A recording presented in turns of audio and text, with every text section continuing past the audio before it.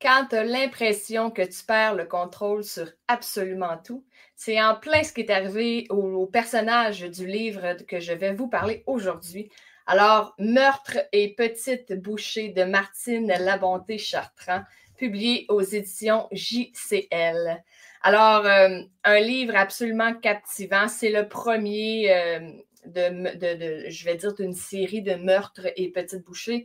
Il y a, à ce jour, il y en a un autre de sortie et un à venir. Alors, c'est en fait ce qu'on appelle des cozy mysteries. C'est la première fois que j'entendais parler de ce type de lecture, ce type de roman-là. C'est vraiment super intéressant. C'est comme pour faire dire rapidement, c'est un peu un personnage qui fait sa propre enquête sans être policier, enquêteur ou etc. Et dans ce tome-là, en fait, on parle d'Andrea qui est chef pâtissière et qui a l'immense honneur d'aller servir, d'aller préparer les repas pendant quelques jours dans le manoir de l'Indépendance.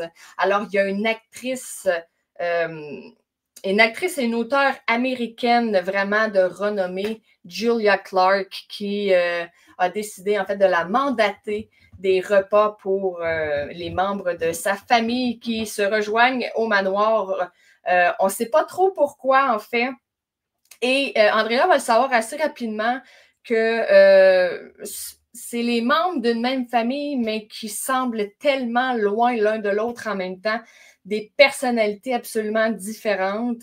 Et il y a vraiment, vraiment beaucoup de non-dits, des choses, peut-être des rancunes, des vieilles histoires qui n'ont pas été réglées.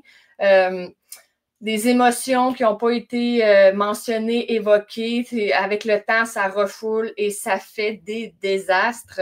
Et en plus de ça, quoi dire d'autre que la dame, Madame Clark, qui va mourir soudainement comme ça. Et là, je peux vous le dire, c'est pas un spoiler parce qu'il est marqué à l'arrière du livre.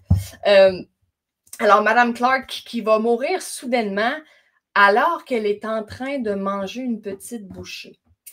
Alors là, je le sais, vous me voyez probablement venir, on se dit, est-ce qu'il y avait quelque chose dans les petites bouchées qui a fait en sorte qu'elle a perdu la vie?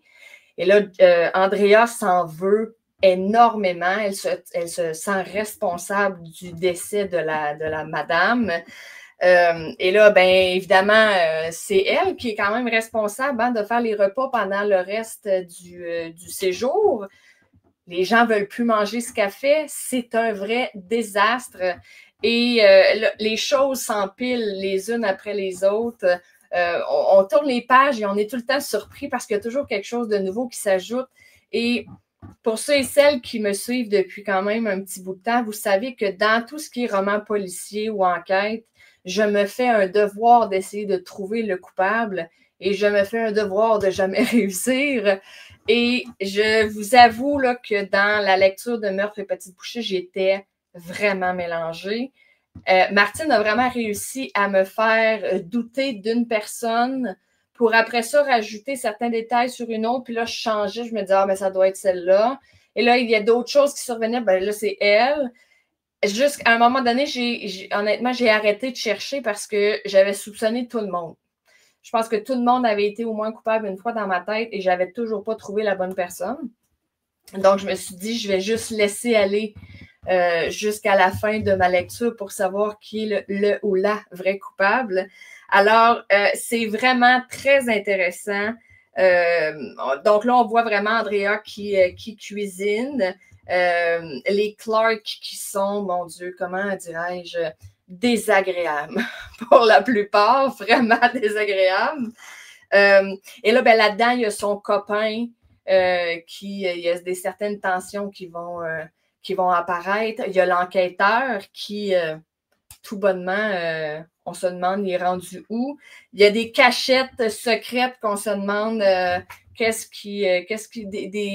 des secrets entre des personnes, des regards, des chuchotements un peu très. En fait, je dis un peu, c'est pas un peu, c'est vraiment beaucoup douteux. Et c'est vraiment, je pense qu'il porte vraiment bien son nom, le Cozy Mystery de ce type de roman-là. Je vous le suggère, ainsi que tous les livres de Martine Labonté-Chartrand. Là, vous ne pouvez pas voir, je vous ferai peut-être un jour faire un tour de ma bibliothèque, mais Martine a son carré dans ma bibliothèque. Alors, tous ses livres y sont. Et celui-là n'en fera pas exception. Ne fera pas exception. Il va aller retrouver les autres. Et le deuxième, il est dans ma pile à lire et j'ai extrêmement hâte de vous en parler. Alors, je vous le remonte, Meurtre et petite bouchée. Alors, une enquête douillette et délicieuse de Martine Labonté-Chartrand. Je vous souhaite une excellente lecture.